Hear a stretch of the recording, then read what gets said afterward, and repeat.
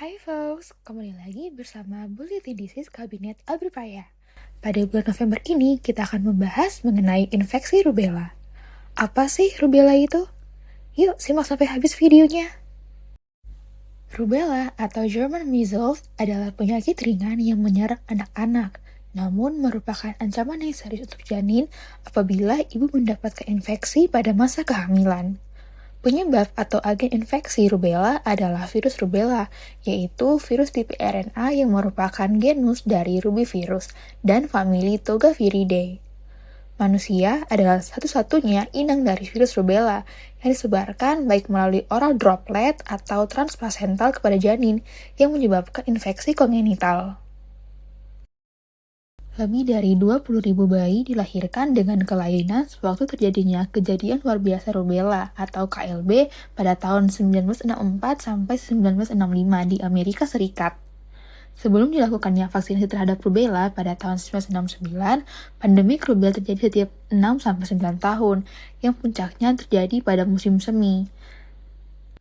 Sejak tahun 1969, ketika vaksin untuk rubella diberikan, anak-anak secara rutin divaksinasi, yang membantu mencegah penyebaran penyakit ke ibu hamil yang rentan. Karena luasnya penggunaan vaksin, kelainan bayi baru lahir yang disebabkan oleh rubella menjadi jarang. Di Indonesia sendiri, rubella merupakan salah satu masalah kesehatan masyarakat yang memerlukan upaya pencegahan efektif. Berdasarkan data survei selama 5 tahun terakhir menunjukkan 70% kasus rubella terjadi pada kelompok usia kurang dari 15 tahun. Selain itu, berdasarkan studi tentang estimasi beban penyakit, congenital rubella syndrome atau CRS di Indonesia pada tahun 2013 diperkirakan terdapat 2.767 kasus CRS. Manusia merupakan satu-satunya reservoir rubella yang diketahui. Virus ini ditularkan melalui kontak antar manusia, melalui droplet dan juga partikel aerosol dari sekresi saluran pernafasan individu yang terinfeksi.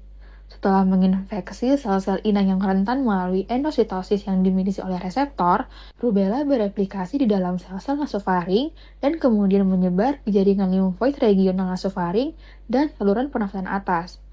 Proses ini diikuti oleh fase viremia, yang ditandai dengan penyebaran virus secara hematogen ke berbagai organ.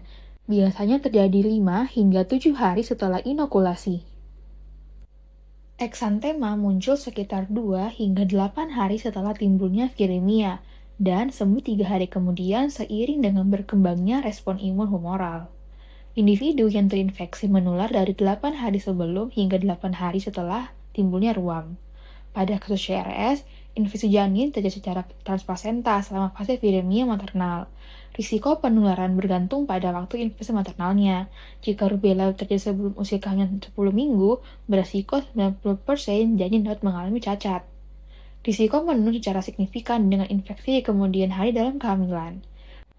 Kerusakan janin dapat disebabkan oleh beberapa mekanisme, termasuk nekrosis epitel chorionik, apoptosis sel yang terinfeksi akibat kerusakan virus langsung, penghambatan mitosis melalui gangguan perakitan aktin intraseluler, perkembangan sel prekursor yang terbatas, peningkatan aktivitas sitokin dan interferon, dan kerusakan vaskular yang menyebabkan iskemia organ. Virus rubella memiliki masa inkubasi 14-21 hari. Pada fase prodromal, terjadi inflamasi ringan mukosa mulut atau hidung, sehingga menyebabkan meningkatnya aliran mukus, tetapi gejalanya sangat ringan sehingga tidak terdeteksi. Sekitar 2/3 infeksi virus ini muncul subklinis. Tanda yang paling khas adalah limfadenopati di retroaurikular, cervical posterior, dan post-occipital. Enantema bercak berwarna merah di palato mole atau Forchheimer spot muncul pada 20% pasien sebelum terjadinya bercak kulit. Limfadenopati muncul kurang lebih 24 jam sebelum bercak kulit muncul dan berlangsung selama 1 minggu atau lebih. Eksantema yang muncul lebih bervariasi dimulai dari bagian wajah dan menyebar secara cepat. Bercak makulopapular muncul dalam jumlah yang banyak dan terdapat area flushing yang luas yang menyebar secara cepat ke seluruh tubuh, biasanya dalam waktu 24 jam. Rasa gatal ringan pada kulit juga dapat timbul pada kasus rubella. Pada anak gadis dan wanita, poliartritis dapat muncul dengan atralgia, pembengkakan, dan infusi, tapi biasanya tanpa adanya residuum. Dampak kelainan kongenital setelah kelahiran terutama dapat berupa katarak mata atau strabismus, kelainan jantung, dan juga tuli.